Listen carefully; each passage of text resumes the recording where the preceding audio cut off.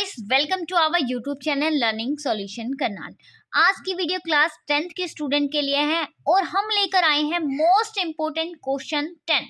इससे पहले हम 3 वीडियो अपलोड कर चुके हैं जिसमें हमने 10 मतलब 30 क्वेश्चन आपको करा चुके हैं जो टॉप मोस्ट इम्पोर्टेंट क्वेश्चन है, और आज भी हम करेंगे 10 मोस्ट इम्पोर्टेंट क्वेश्चन। तो वीडियो को लास्ट तक देखना और आपको हम टेलीग्राम का लिंक भी देंगे लास्ट में, ठीक है, जहां से आपको जितनी भी वीडियोस हम करा चुके हैं उनके क्वेश्चन की पीडीएफ और उनका सॉल्यूशन सब मिल जाएगा, ठीक है।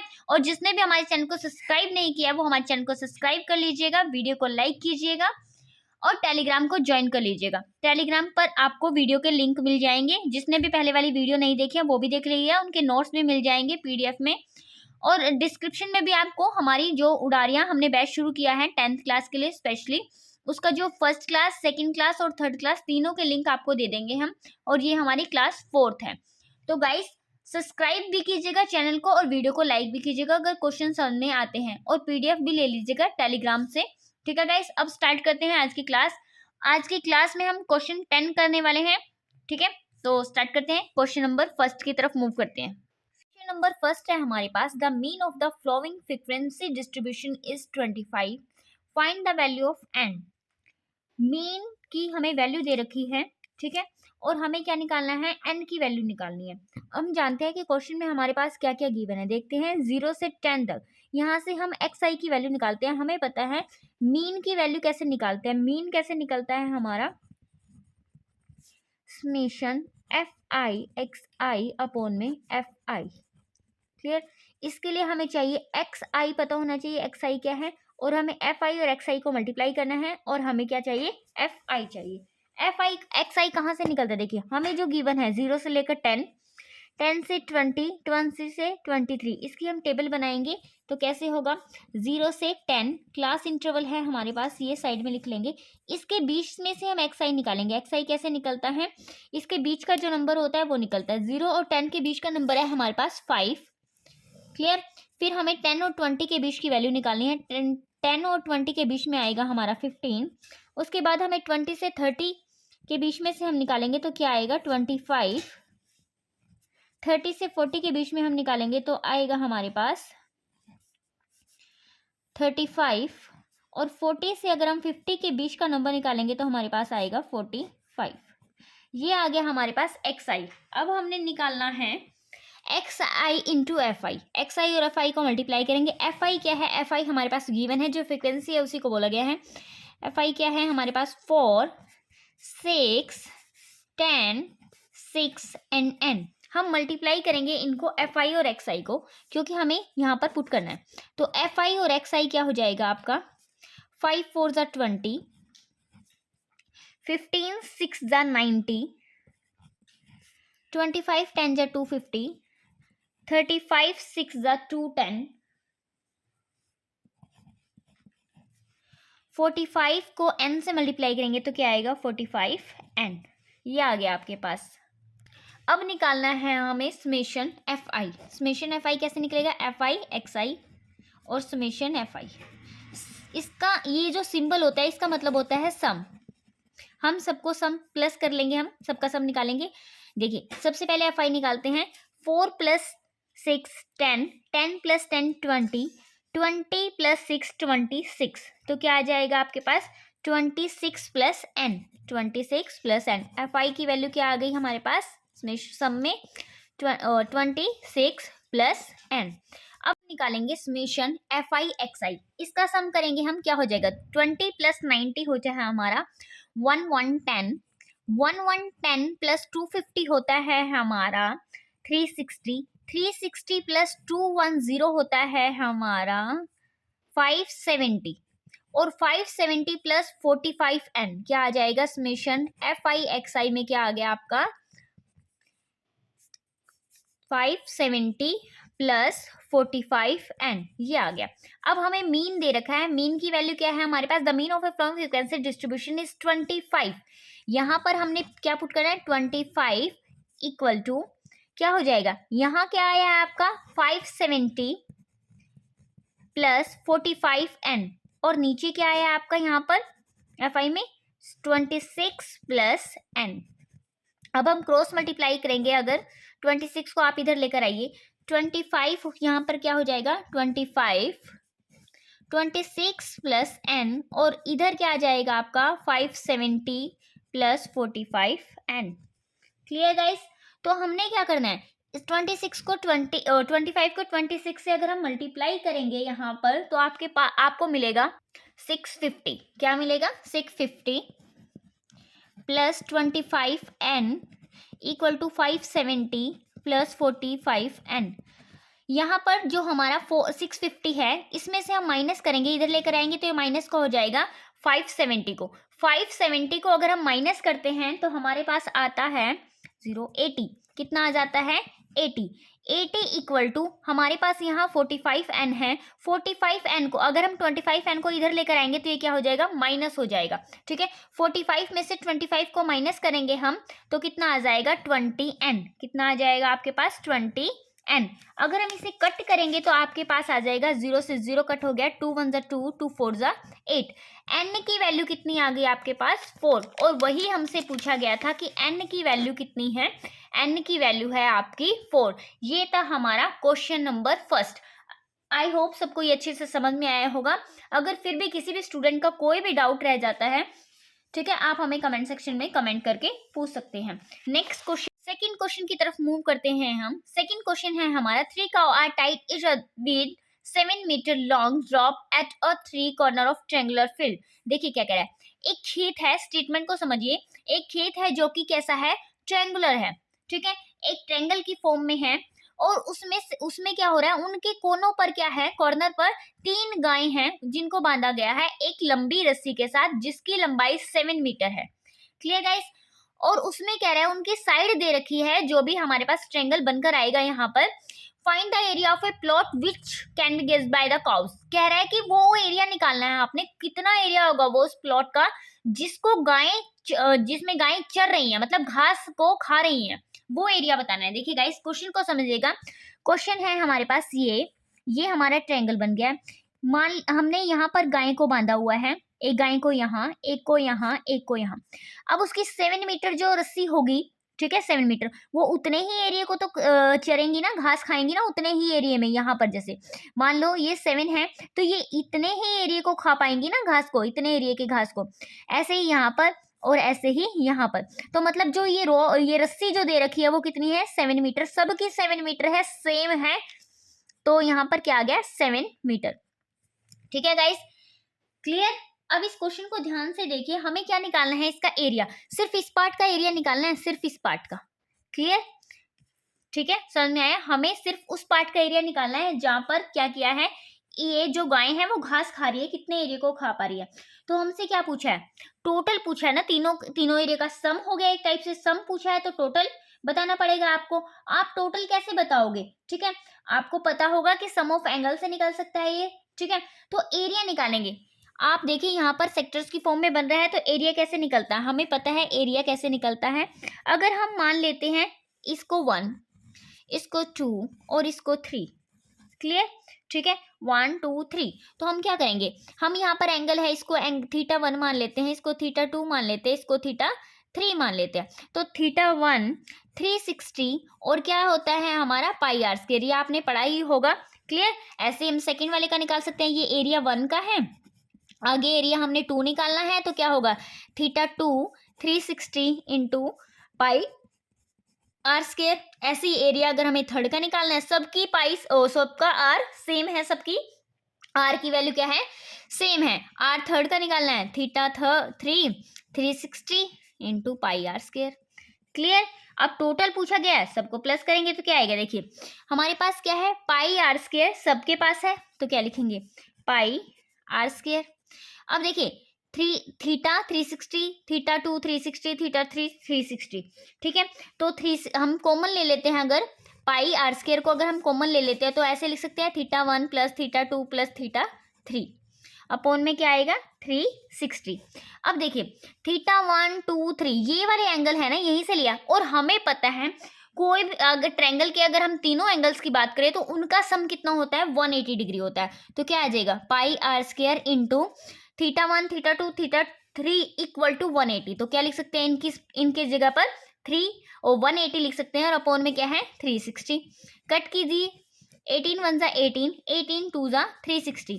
तो यहाँ पे पाई की वैल्यू पुट कीजिए, पाई क्या है हमारा 22/7, ठीक है। आर की वैल्यू, आर कितना है आपका 7 है, 7 इंटू 7 इंटू, और यहाँ पर कितना आया 1/2, 7 से 7 कट गया, 2 1 जा 2, 2 1 जा 2, ठीक है। कितना आया 77। तो सम पूछा गया था हमसे क्या, उस एरिया का सम पूछा, वो एरिया पूछा गया था जिसमें गांव जो ये काउस हैं वो चर रही हैं, घास खा रही हैं, ठीक है। गेस का तो क्या है, इसका जो टोटल वो निकल कर आया वो कितना है 77। तो आंसर क्या आ गया 77, ठीक है। आई होप सबको समझ में आया होगा। फिर भी अगर किसी स्टूडेंट को डाउट है, ठीक है, आप हमें कमेंट सेक्शन में पूछ सकते हैं। अब मूव करते हैं हम क्वेश्चन नंबर 3 की तरफ। हमारा क्वेश्चन नंबर 3 है, given that √5 is irrational, prove that. हमें दे रखा है कि √5 क्या है, इरेशनल्स है। हमें प्रूव करना है कि 7 √5 - 3 इज एन इरेशनल नंबर, ठीक है। हमें √5 दे रखा है कि इरेशनल है और हमें प्रूव करना है। इस टाइप के क्वेश्चन एग्जाम में जरूर आता है गाइस।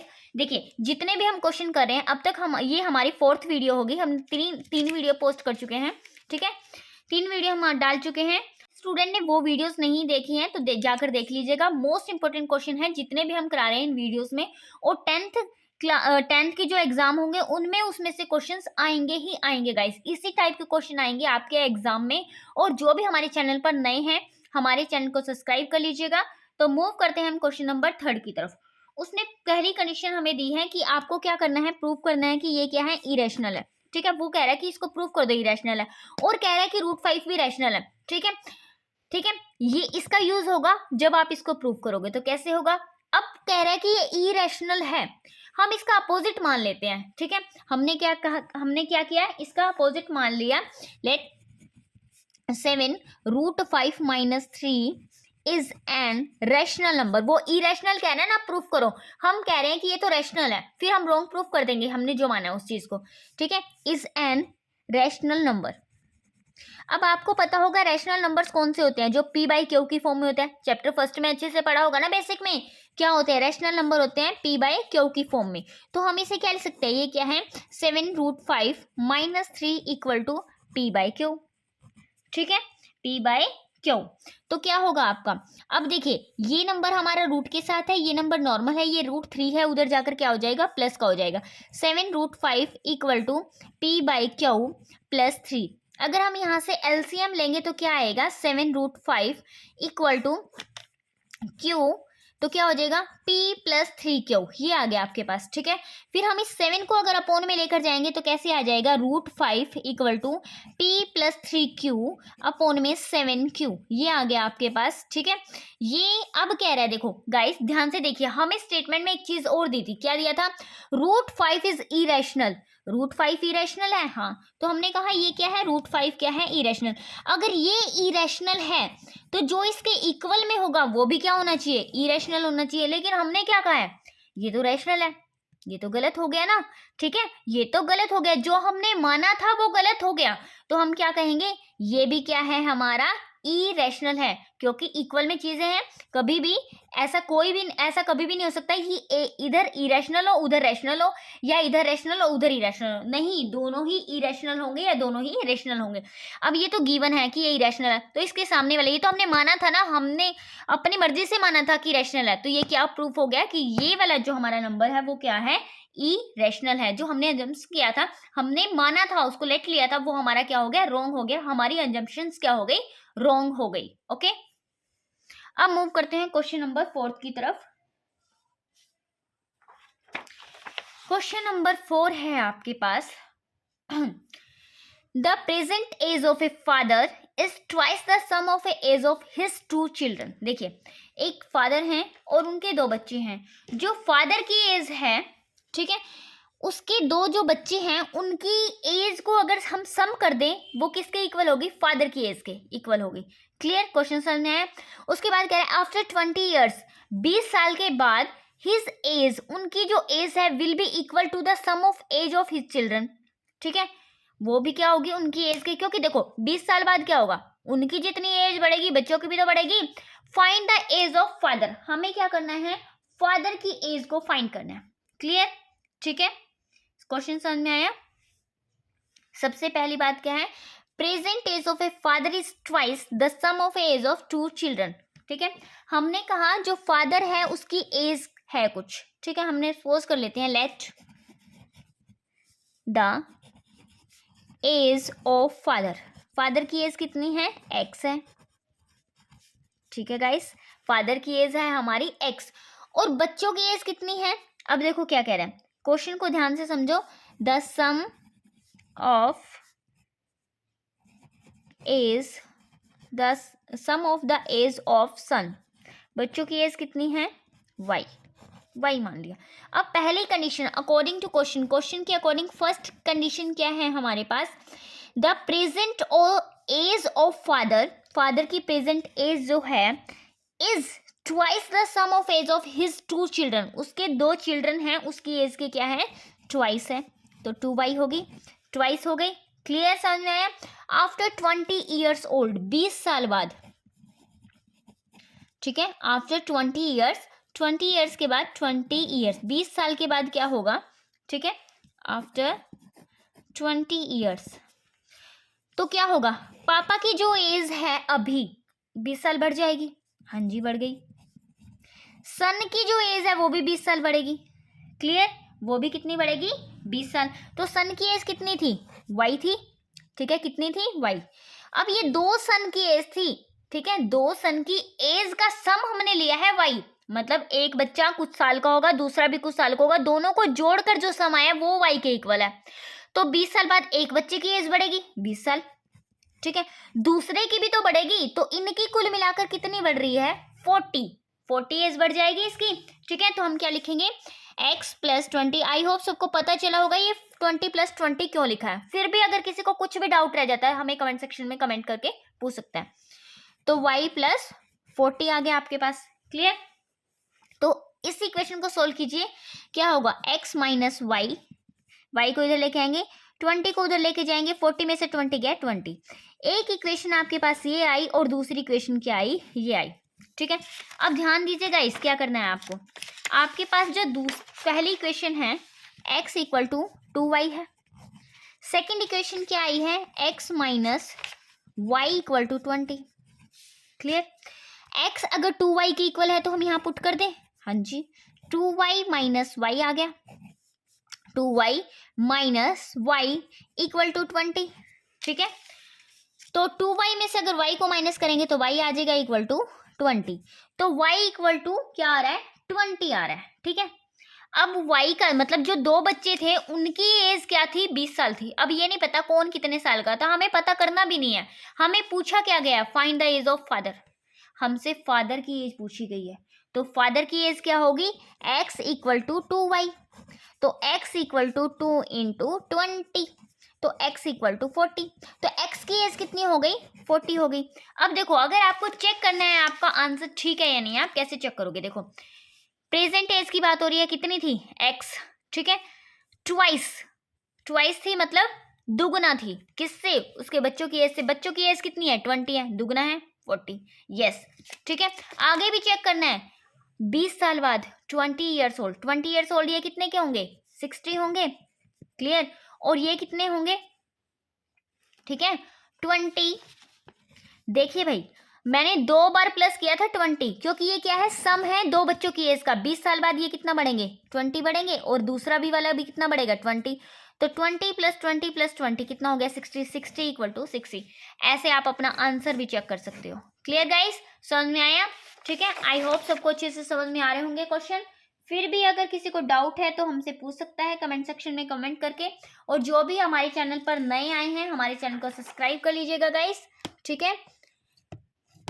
ओके, मूव करते हैं नेक्स्ट क्वेश्चन की तरफ। नेक्स्ट क्वेश्चन है हमारा क्वेश्चन नंबर 5। क्वेश्चन नंबर 5 में हमारे पास गिवन है, if the perimeter of one face of cube, cube के एक फेस का पेरीमीटर दे रखा है इस 20 सेंटीमीटर। क्लियर गाइस, क्यूब का एक फेस लेना है आपको। क्यूब कैसे होता है, ऐसे, ठीक है, उसका एक फेस ले लीजिएगा, क्यूब बनाने की जरूरत नहीं, उसका एक फेस कुछ ऐसे होगा, उसके एक फेस का पेरीमीटर दे रखा है 20। पेरीमीटर क्या होता है, आप यहाँ से यहाँ यहाँ यहाँ यहाँ कंप्लीट वहीं आ गई। क्लियर। तो ये क्या होता है आपका पेरीमीटर। मतलब अगर ये क्या है, एक साइड है, दूसरी है, तीसरी है और चौथी, ठीक है, 4 साइड है, ये इक्वल होंगी। ए मान लेते हैं, ए, तो a plus a plus a plus a, 4a आ गया। 4a किसके इक्वल है? द पेरीमीटर ऑफ, ये पेरीमीटर ही तो हुआ, perimeter of one face of a cube is 20 centimetre. 20 centimetre equal to 20। ठीक है, यहां से a की वैल्यू निकालो, 4 1 जा 4, 4 5 जा 20। a की वैल्यू कितनी आई? 5। मतलब आपके पास साइड कितनी आ गई? 5 आ गई। ठीक है, आगे कह रहा है सरफेस एरिया निकाले, मतलब टोटल एरिया निकालना होगा। ठीक है, तो टोटल एरिया क्या निकलेगा आपका? टीएस से आप निकालोगे यहाँ पर, क्योंकि जब कुछ पूछा नहीं जाता तो टोटल ही निकालते हैं हम यहाँ पर। क्लियर, क्योंकि कुछ गिवन नहीं है आपको। तो टीएस से हम निकालेंगे यहाँ पर टोटल सरफेस एरिया कितना होगा आपका। टोटल सरफेस एरिया किसका, किसकी बात हो रही है? क्यूब की। क्या होता है? 6 इंटू ए स्क्वायर, यही होता है। ए का मतलब साइड, साइड हम निकाल चुके हैं ना, साइड कितनी आई है? Side equal to 5। तो क्या आ जाएगा? 6 इंटू 5 इंटू 5। क्लियर। 6 को 5 से मल्टी, देखिए 5 5 जा 25, 25 को अगर हम 6 से मल्टीप्लाई करते हैं तो कितना आता है? 150। 25 6 जा 150, तो कितना आ गया? 150 सेंटीमीटर स्क्वायर। ये क्या था आपका? सरफेस एरिया था किसका? क्यूब का। Clear guys. अब मूव करते हैं क्वेश्चन नंबर 6 की तरफ। आज के क्वेश्चन बहुत ही अच्छे हैं आपके, बहुत जल्दी जल्दी हो रहे हैं, यही लेवल रहने वाला है एग्जाम का। अब करते हैं एक बहुत ही अच्छी शानदार क्वेश्चन की तरफ मूव। ठीक है, तो गाइस क्वेश्चन नंबर 6 है आपके पास, sine A minus cos A plus 1, sine A plus cos A minus 1 equal to 1 upon second A minus 10a। ये आपके पास गिवन है। ठीक है, इस क्वेश्चन को करने से पहले सभी के सभी स्टूडेंट जिसने भी हमारे चैनल को सब्सक्राइब नहीं किया है, सब्सक्राइब कीजिए। ठीक है गाइस, अब इस क्वेश्चन में आपको करना क्या है? ठीक है, इस क्वेश्चन में हम क्या करेंगे कि लेफ्ट हैंड साइड हमारे पास है, उसको राइट हैंड साइड के इक्वल प्रूफ करेंगे। ठीक है, या हम राइट हैंड साइड को लेफ्ट हैंड साइड के इक्वल, ऐसे भी कर सकते हैं हम। क्लियर गाइस, सबको पता होगा। तो आपके पास क्या गिवन है? ये गिवन है। अब इसमें से हमें कुछ ना करके कुछ निकालना है, सोल्व करना है जहां तक हो सकता है। क्लियर।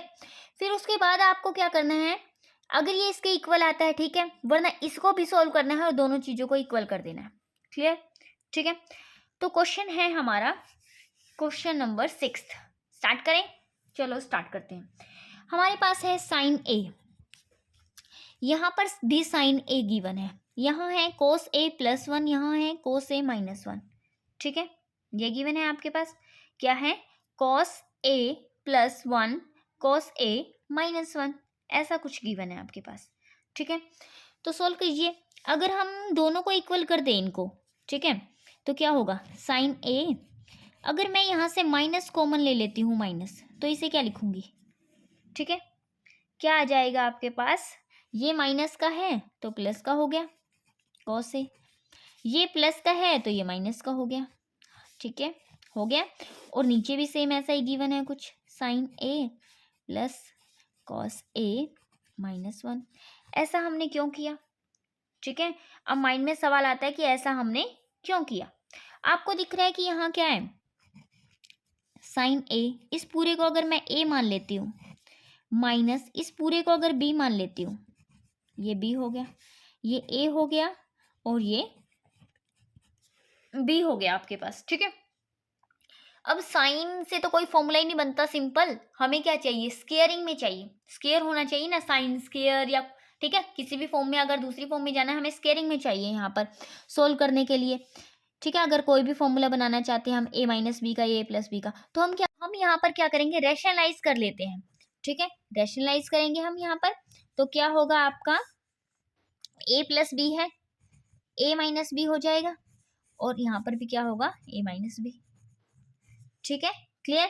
तो क्या लिखेंगे? Sign A minus cos A minus 1, multiply करके क्या आएगा, सेम ही आने वाला है, sign A minus cos A minus 1 upon में क्या आएगा, sign A plus cos A minus 1 और यहाँ पर क्या आएगा, sign A plus cos A minus 1, ये आने वाला आपके पास।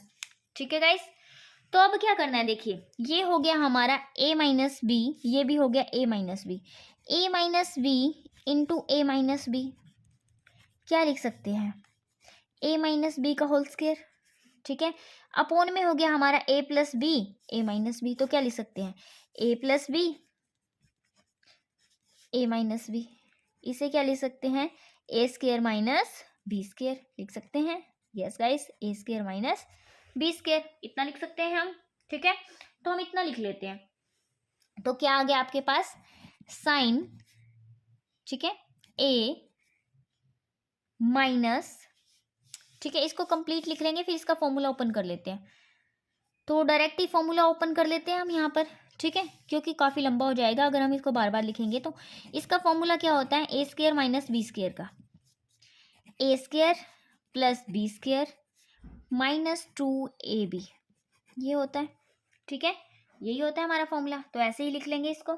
तो इसको लिख लेते हैं हम ऐसे, तो क्या आएगा, ए की वैल्यू क्या है आपकी, साइन ए का स्क्वायर प्लस बी मतलब कॉस ए माइनस 1 का स्क्वायर माइनस 2, ए की वैल्यू साइन ए, बी की वैल्यू है हमारे पास कॉस ए माइनस 1, ये आ गया आपके पास। क्लियर, और नीचे क्या लिखना है आपको, ए माइनस बी का होल स्क्वायर, ए स्क्वायर माइनस बी का होल स्क्वायर, ये आ गया आपके पास। ठीक है, ओके गाइस, अब देखो आपके पास क्या है। ठीक है, अगर हम इसे ओपन करें, ये भी तो क्या है, ए माइनस बी का होल स्क्वायर है, ये भी क्या है आपके पास, ए माइनस बी का होल स्क्वायर है, इसे भी ओपन कर लेते हैं।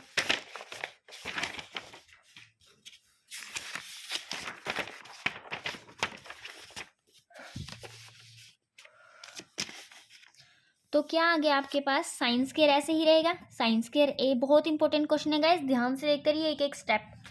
तो क्या आ गया आपके पास, cos A square plus B square minus 2ab, ठीक है, क्या हो गया, A square plus B square minus 2ab, फिर क्या आएगा आपके पास, माइनस 2 साइन ए। ठीक है, साइन ए हो गया, आगे क्या है, कोस ए माइनस 1, इसको भी ऐसे ही रहने दो। ठीक है, इसको ऐसे ही रख लेते हैं, कोस ए माइनस 1 हमने ऐसे ही रख लिया। नीचे वाले को देखिए, नीचे वाले को भी सोल्व करते हैं। हमारे पास क्या है, साइन स्क्वायर ए, इसे एज इट इज ही रहने दो, क्या कि यहाँ पे भी साइन स्क्वायर है, कुछ देख लेंगे हम बाद में, कुछ होगा तो। अब इसे ओपन करेंगे अगर हम, ये क्या हो जाएगा आपका, ये माइनस को बाहर रहने दो, ऐसे अंदर ओपन करो, A square plus B square minus 2ab, ये आ गया आपके पास। इस माइनस को जब हम ओपन करेंगे, ठीक है, इस माइनस को ओपन करेंगे तो क्या होगा, नीचे वाले को सोल्व कर रही हूँ, साइन स्क्वायर ए हो जाएगा माइनस कोस स्क्वायर ए हो जाएगा प्लस 1 प्लस सॉरी माइनस आएगा यहाँ, और यहाँ माइनस है तो प्लस हो जाएगा 2 कोस ए, ये आ गया आपके पास। ठीक है गाइस, इतना आ गया समझ में आपको, क्लियर। तो अब आपको क्या करना है, देखिए ऊपर जाइए, सबसे पहले ये दिख रहा है आपको साइन स्क्वायर और ये दिख रहा है cos square, sine square A plus cos square a equal to 1 होते हैं ना, हमने पढ़ा है ना, sine square theta plus cos square theta किसके इक्वल होते हैं, 1 के इक्वल होते हैं। तो इसे क्या करेंगे हम, 1 के इक्वल लिख लेंगे, 1 प्लस 1, ये भी क्या है, 1 है। आगे है माइनस 2 कोस ए, ठीक है, माइनस 2 कोस ए, आगे है minus 2 sign A, minus 2 sign ए, और उसके बाद है कॉस ब्रैकेट के अंदर ए माइनस 1, ये आ गया। और अपोन में है हमारे पास, अभी हमने सोल्व किया है, sign square A minus cos square ए, ठीक है, आगे है माइनस 1 प्लस 2 कोस ए, 1 1 क्या हो गया, 2 minus 2 cos A -2 sign A cos A -1, ठीक है। Sign square A minus cos square a -1 plus 2 cos A. अब क्या करना है आपको, ठीक है, सबसे इंपॉर्टेंट बात, अब क्या करना है हमें, देखिए गाइस, आपको क्या दिख रहा है, कॉस दिख रहा है हर जगह, कॉस और साइन दिख रहा है हर जगह, ठीक है। आपको अपॉन में दिख रहा है कॉस, कॉस, ठीक है। यहाँ पर है हमारे पास कॉस और कॉस, सिर्फ ये वाला साइन है और ये वाला साइन है, ठीक है। अगर देखिए हम साइन स्क्वायर ए -1 दिख रहा है आपको, ठीक है, साइन स्क्वायर ए -1 दिख रहा है आपको। यहाँ से भी एक फॉर्मूला निकलता है, कैसे निकलता है, ये वाला फॉर्मूला पता है सबको, sine square theta plus cos square theta. अगर हम कोस को उधर लेकर जाएं, sine square theta equal to 1 minus cos square theta हो जाएगा। अगर हम 1 को इधर लेकर आए, sine square a theta equal to -1 equal to minus cos square theta हो जाएगा, ठीक है। तो साइन स्क्वायर थीटा मतलब साइन स्क्वायर ए -1 के प्लेस पर आप क्या लिख सकते हो, माइनस कोस स्क्वायर थीटा, या कोस स्क्वायर ए लिख सकते हैं ना, तो क्या आ जाएगा माइनस कोस स्क्वायर ए, ठीक है। और यहाँ पर भी क्या दे रखा है, minus cos square A plus 2 cos A. Minus cos square A minus cos square A क्या होता है, minus minus minus plus -2 cos square A, और यहाँ अपॉन में क्या है, +2 कॉस ए। ये नीचे वाला सोल्व किया है हमने, ऊपर वाला ऐसे ही है, कंफ्यूज मत हो जाना गाइस, ध्यान से देखते रहना क्वेश्चन को, ठीक है। आ गया समझ में, ठीक है। इसके बाद जो आया है हम एक बार उसको लिख लेते हैं अच्छे से। आपको दिख रहा है यहाँ पर ऊपर 2, ठीक है, 2 -2 कॉस ए -2 साइन ए, और क्या है आपके पास, कॉस ए -1, और अपॉन में है हमारे पास -2 cos square plus 2 cos A. ये आ गया आपके पास, ठीक है गाइस, आपके पास क्या आ गया, ये आ गया। अब इसको कैसे सोल्व करना है देखिए ध्यान से, ठीक है। सॉरी गाइस, इसे सोल्व करने के लिए आपको देखो, यहाँ पर आपको 2 दिख रहा है, यहाँ पे भी 2 दिख रहा है। अगर हम दोनों में से 2 कॉमन ले लेंगे तो हमारे पास क्या आ जाएगा, 1 माइनस कोस ए आ गया, हाँ जी आ गया, ठीक है, 1 माइनस कोस ए आ गया। आगे क्या है, -2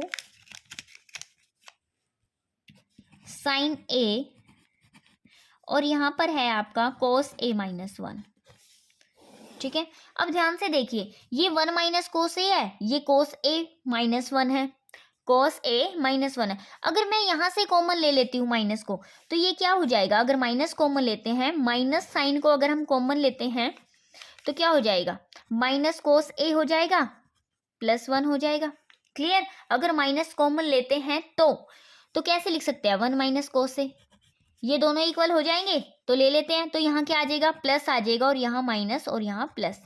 तो कैसे लिखेंगे, इसे लिखकर ही दिखा देते हैं हम, 1 minus cos A plus 2 sign ए, और यहाँ क्या आ जाएगा, 1 माइनस कॉस ए, क्लियर, ठीक है।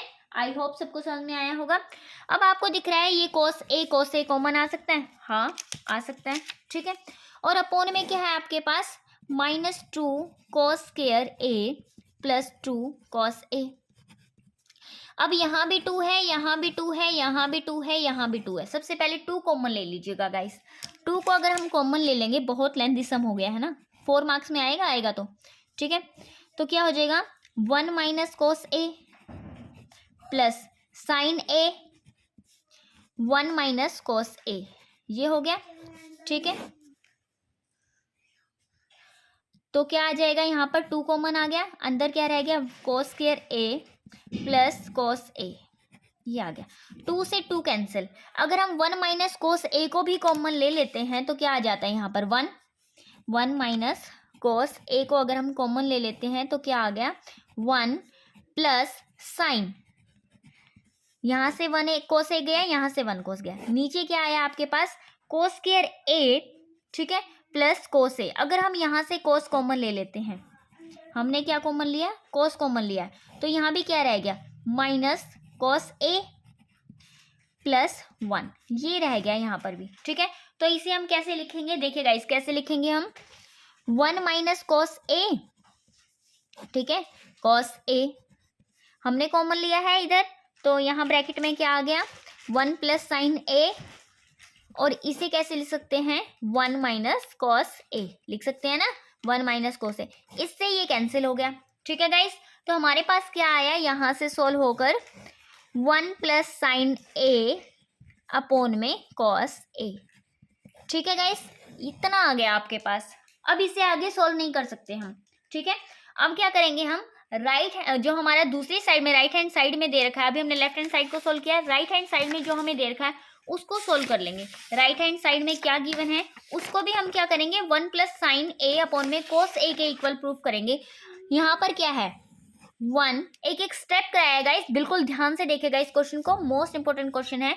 1 अपॉन सेकेंड ए 4 मार्क्स में आ सकता है, सेकेंड ए माइनस 10 ए, तो क्या है 1 upon second A minus 10 A, clear, ठीक है। इसे हम करेंगे सॉल्व, हमें पता है सेकेंड ए को हम क्या लिख सकते हैं, 1 बाय कोस ए, क्या लिख सकते हैं, 1 बाय कोस ए माइनस, ठीक है, क्या आ सकता है 1 sine A minus cos A, sign और कोस की फॉर्म में चेंज कर सकते हैं हम, क्योंकि हमें साइन और कोस की फॉर्म में ही आंसर चाहिए अब, ठीक है। तो अगर हम इसका एलसीएम लेंगे तो क्या हो जाएगा, 1 है ऊपर, नीचे क्या आ जाएगा आपके पास कॉस ए, कोस ए से कोस ए कैंसिल, 1 माइनस साइन, ठीक है, ये क्या आ गया 1 माइनस साइन ए, ठीक है, 1 माइनस साइन ए आ गया आपके पास। इसके बाद आपने क्या करना है, यहाँ पर इसको हम पलट देंगे तो क्या हो जाएगा, कॉस ए अपॉन में 1 माइनस साइन ए, ठीक है। अब हमें आंसर चाहिए 1 प्लस साइन ए कोस ए, तो क्या करेंगे इसका, ठीक है, हमें क्या करना है इसका, इसे सेम जैसे हमने अभी यहाँ पर किया था ना, हम क्या करेंगे इसको रैशनलाइज करेंगे तो क्या आएगा 1 प्लस साइन ए, और अपॉन में भी क्या आया 1 प्लस साइन ए, तो ये क्या हो जाएगा आपके पास कॉस ए इंटू में 1 माइनस साइन ए, ये है आपका 1 माइनस साइन ए, सॉरी प्लस है ये, ए माइनस बी ए प्लस बी, तो इसे क्या लिखेंगे ए माइनस बी का होल स्क्वायर, ठीक है, A square minus B square, क्या लिखेंगे ए स्क्वायर माइनस बी स्क्वायर, क्योंकि ये क्या है ए माइनस बी और ए प्लस बी, जो किसके इक्वल होता है A square minus B square के इक्वल। तो 1 माइनस साइन स्क्वायर थीटा किसके इक्वल होता है, वो होता है इक्वल कॉस स्क्वायर ए के इक्वल, ठीक है, कॉस स्क्वायर ए आ गया, तो यहाँ पर आ गया cos A into 1 minus sign ए, और अपॉन में आ गया आपके पास कॉस स्क्वायर ए, कॉस से कॉस कैंसिल हो गया, तो आंसर आ गया आपका 1 माइनस साइन ए, और अपॉन में आ गया आपका कॉस ए, ठीक है। अब हम लिख सकते हैं कि लेफ्ट हैंड साइड और राइट हैंड साइड क्या है हमारी इक्वल है, यहाँ पर प्लस है, तो क्या लिखेंगे लेफ्ट हैंड साइड और राइट हैंड साइड हमारी क्या है, हमने इक्वल प्रूफ कर दिया है। ये था हमारा क्वेश्चन, जो कि थोड़ा सा लेंथी था, क्वेश्चन नंबर 6, ठीक है, लेकिन बहुत इंपॉर्टेंट क्वेश्चन था। अब मूव करते हैं क्वेश्चन नंबर 7 की तरफ। क्वेश्चन नंबर 7 है हमारा,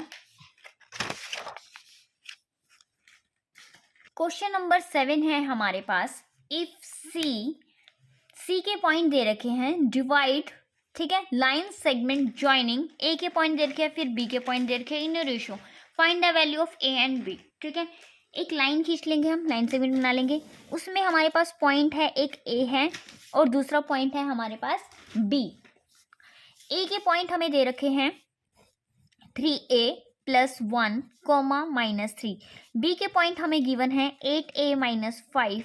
आगे कह रहे हैं कि सी एक पॉइंट है जो डिवाइड कर रहा है इसको 3:1 में, तो 3 इधर ले लेंगे हम, 1 रेशो यहाँ पर ले लेंगे, ठीक है, 3:1 ले लेंगे हम यहाँ पर, तो हमारे पास सी है, हमारे पास सी के पॉइंट है हमारे पास, ठीक है, 9a minus 2 comma minus B. अब इसमें हमारा कौन सा फॉर्मूला यूज होगा, लाइन सेगमेंट वाला फॉर्मूला हमारे पास यूज होगा यहाँ पर, उसका फॉर्मूला होगा एक्स और वाई की फॉर्म में। कौन सा फॉर्मूला होता है m, ठीक है, m1 x2 plus n x1 upon में m1 प्लस m2, यही हमारा y के लिए फॉर्मूला होता है, m1 y2 plus n y1 upon में m1 प्लस m,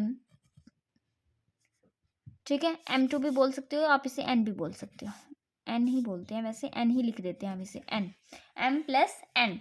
तो देखिए क्या करना है, हमें पता है m की वैल्यू क्या है यहाँ पर 3 और n की वैल्यू क्या है 1, 3 और 1। a के पॉइंट जो है वो क्या होंगे हमारे x1 और y1, ठीक है। x1 की वैल्यू क्या आ गई हमारे पास 3a प्लस 1 और हमारे पास y1 की वैल्यू क्या आ गई -3।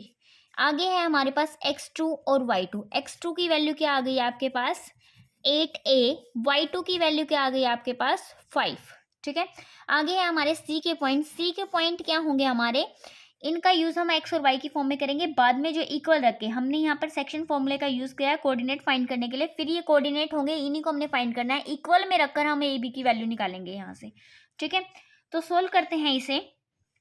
तो फर्स्ट हमारा क्या होगा, ये x होगा जो इसके इक्वल में जाएगा कोऑर्डिनेट, ये सेकंड कोऑर्डिनेट निकालने के लिए ये इसके इक्वल में जाएगा, तो हम क्या लिखेंगे 9a minus 2 equal to m1 3 into x2 की वैल्यू है हमारे पास 8a प्लस n है हमारे पास 1 इंटू x1 की वैल्यू है हमारे पास 3a प्लस 1 और अपॉन में आएगा m1 प्लस n है हमारे पास 3 प्लस 1 4।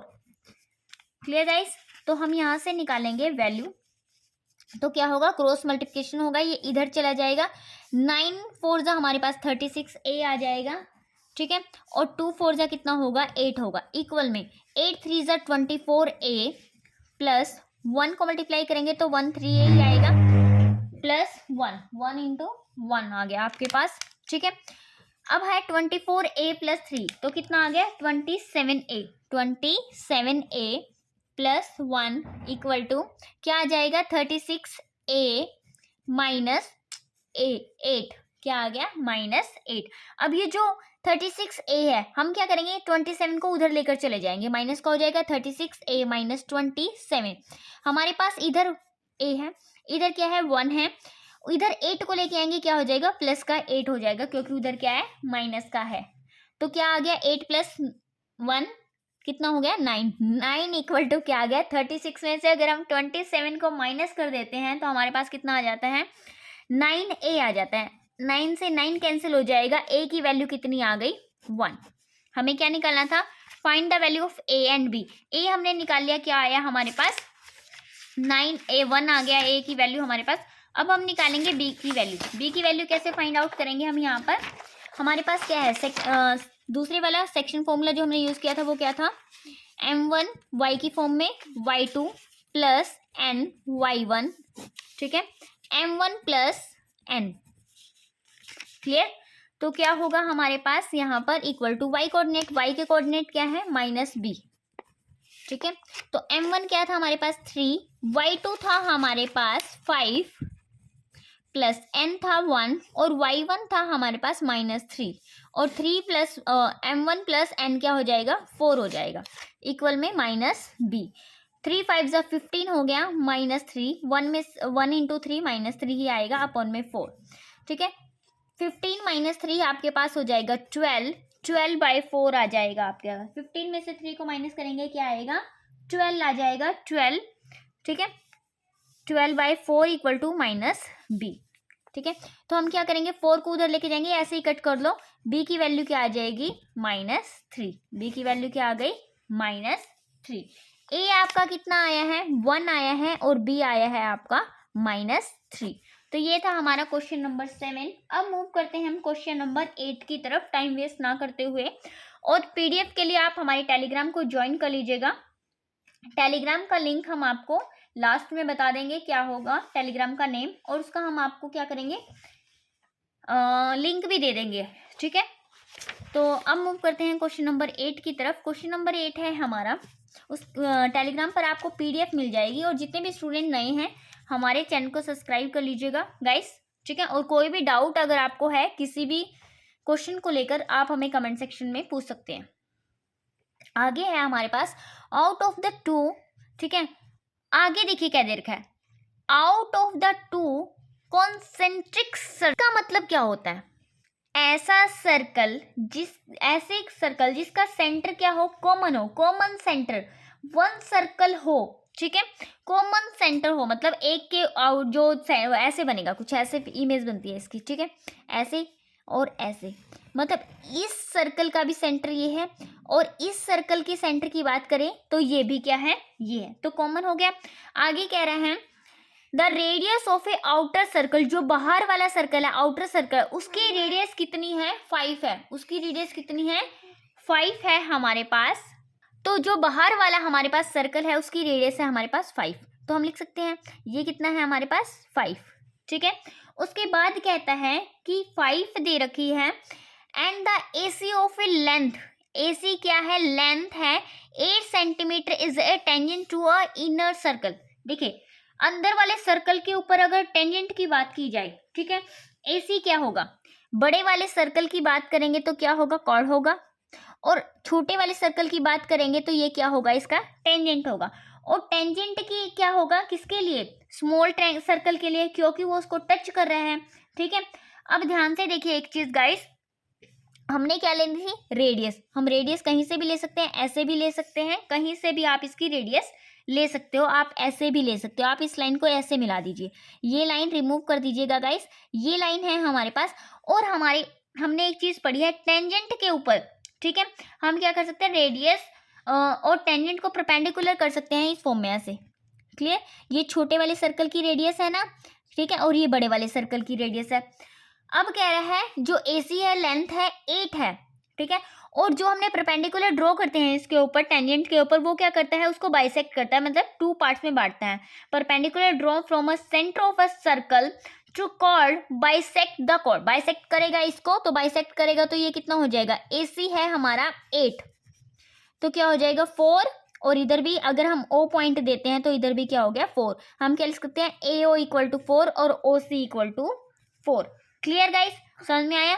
अब हमारे पास जो बड़े वाला सर्कल था उसकी रेडियस 5 है, तो ये 5 हो गई, और ये कितनी हो गई 4, और ये हम निकाल सकते हैं find the radius of a inner circle, अंदर वाला जो सर्कल है उसकी रेडियस फाइंड करनी है, मतलब ये फाइंड करना है, फाइंड कर सकते हैं, पाइथागोरस लगा सकते हैं, कुछ ऐसे ही ट्रायंगल की शेप आपको दिख रही है यहाँ पर, ठीक है, ये दिख रहा है आपको 5 और ये 4, और ये आपको बताना है कितना होगा। क्लियर गाइस, ठीक है, सबको याद ही होगा, वैसे इसका आंसर 3 आने वाला है, ये तो बहुत जगह यूज हुआ है तो सबको पता होगा। तो कैसे होगा, देखो हमें पता है S² equal to B² plus B², Pythagoras, ठीक है, सबको याद ही होगा पाइथागोरस कैसे यूज होता है, ठीक है।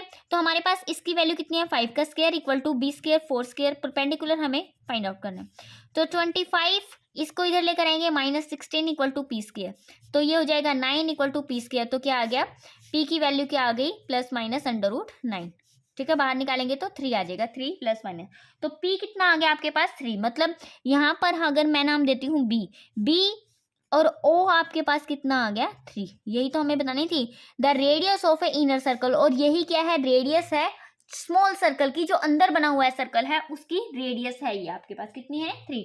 अब मूव करते हैं क्वेश्चन नंबर 9 की तरफ। क्वेश्चन नंबर 9 है हमारे पास, ठीक है guys, the sum of a ₹250 was divided equally among a certain number of children, मतलब कह रहा है कि हमारे पास ₹250 है, ठीक है, हमने क्या करा है, उन ₹250 को बच्चों में बांटना है, सबको इक्वली देना है। If there were 25 more children, ऐसा हुआ कि हम पैसे दे रहे थे, मान लो हमारे पास कुछ बच्चे थे, अब जब हम पैसे बांटने लगे बच्चों में डिवाइड करना, ठीक है, तो क्या हुआ, इक्वली दे रहे थे तो 25 बच्चे और आ गए कहीं से, ठीक है, ईच वुड हैव रिसीव 50 पैसा कम, जितने बच्चों को पैसे जाने थे पहले, अब हर किसी को 50 पैसे कम गए हैं, तो हमने बताना है कि कितने बच्चे थे। क्लियर, समझ में आया, बच्चों की संख्या बतानी है, जो हमसे पूछा गया है उसे मान लेते हैं, लेट सपोज कर लेते हैं हम नंबर ऑफ चिल्ड्रन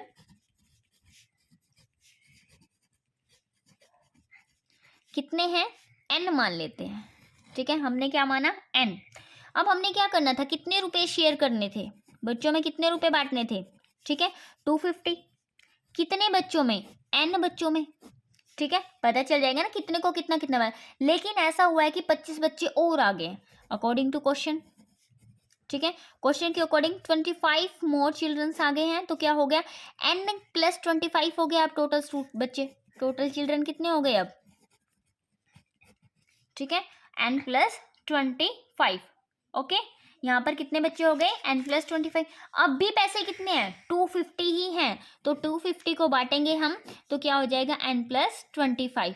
जब हमने इतने बच्चों को पैसे बांटे हैं और इतनों, पहले इतनों को देने थे, अब इतनों को देने हैं, पैसे सेम है, तो हर किसी को 50 पैसे कम मिल रहे हैं। पैसे मतलब 1/2 रुपीज, ठीक है, 50 पैसे, ठीक है, में कितने रुपीज होते हैं, 1/2 होते हैं ना, सबको पता ही होगा, ये तो बहुत नॉर्मल सी बात है, ठीक है, क्लियर।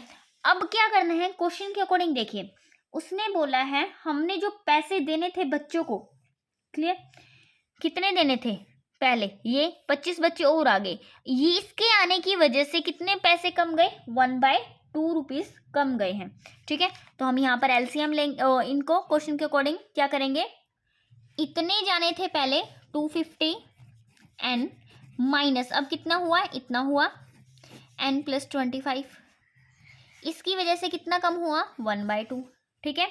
तो हम क्या करेंगे, यहाँ पर एलसीएम लेंगे, क्या करेंगे, एलसीएम लेंगे और इक्वेशन को सोल्व करेंगे। तो क्या हो जाएगा आपका यहाँ पर